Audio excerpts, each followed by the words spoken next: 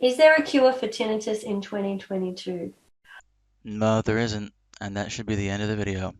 My initial response to this one is tinnitus is normal and healthy and doesn't need a cure. Did I hear that right? Tinnitus doesn't need a cure? Tell that to Kent Taylor, Gabby, Jason D'Amelio, and Dr. Boring, and the list goes on into the thousands.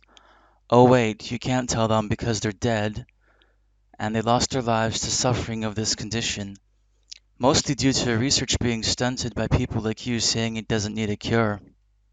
Why don't you go ahead and say what other debilitating neurological conditions are healthy and don't need a cure? How about Alzheimer's? But if you want to talk about that conversation of removing tinnitus from the center of our awareness And this can be achieved with a cognitive behavioral therapist and not spending $1,000 on a 1 hour Zoom consultation with you for you to regurgitate the same information over and over again. Not to mention, this just isn't possible with constant worsening, unstable, reactive tinnitus. and going back to living a life where we don't really think about it.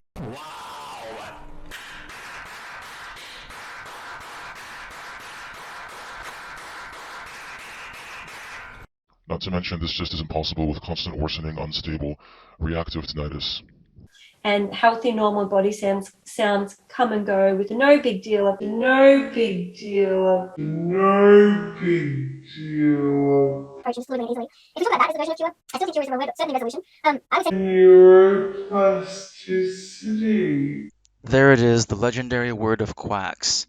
So when you say neural pathways, are you referring to synaptogenesis, neural migration, or neurogenesis? Never mind. But anyways, as long as we're talking about this, let's talk more in depth about the abuse of the term neuroplasticity. So what neuroplasticity is that the brain is capable of structural, molecular, and chemical and electrical changes in response to the environment, and this is actually 100% a fact and accepted without a question by the field as a whole. Yeah? But what Joey does is conflate the scientific understanding of neuroplasticity with her brand of quackery and hype. She claims much more using poorly sourced anecdotes of people like supposedly curing themselves of tinnitus or restoring their vertigo by thinking and, thinking positive and carrying out various exercises. So the medical establishment has been well aware of the capacity of the brain to repair itself for years. And you do know that there are all kinds of established therapies for example, stroke patients, right? Um, there's no there's no way of denying the regenerative capacity of the brain, of course, or that it rewires itself to meet circumstances.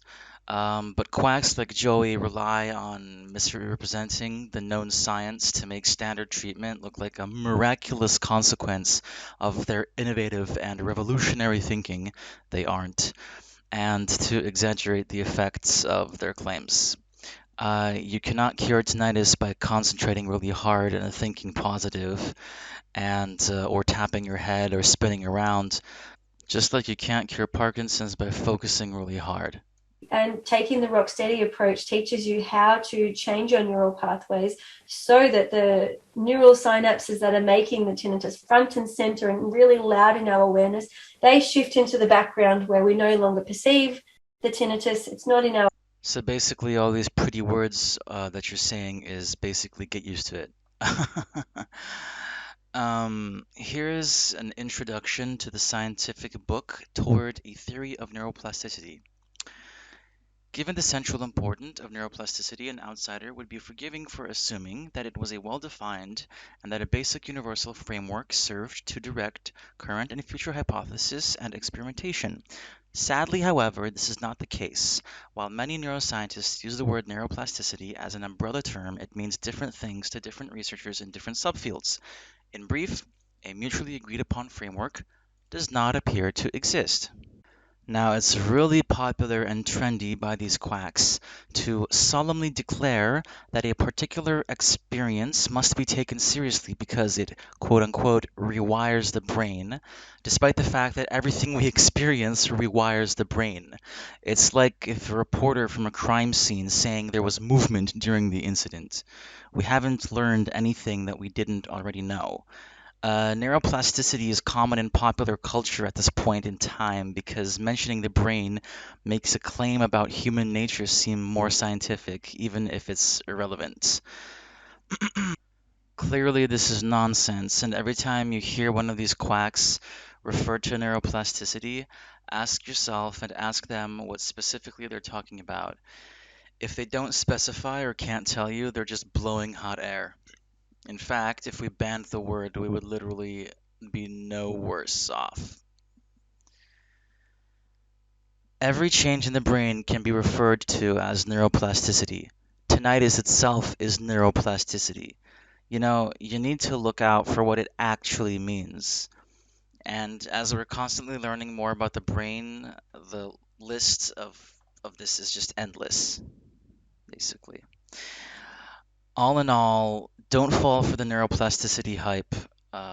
It's promoted by these scammers and charlatans who inflate its significance far beyond the fundamental utility of the concept into vast magical realms of nonsense that verge on the secret law of attraction and the power of positive thinking. It's all nonsense. P.S. I'm not saying positive thinking is bad. I'm just saying that positive thinking does not treat any underlying conditions.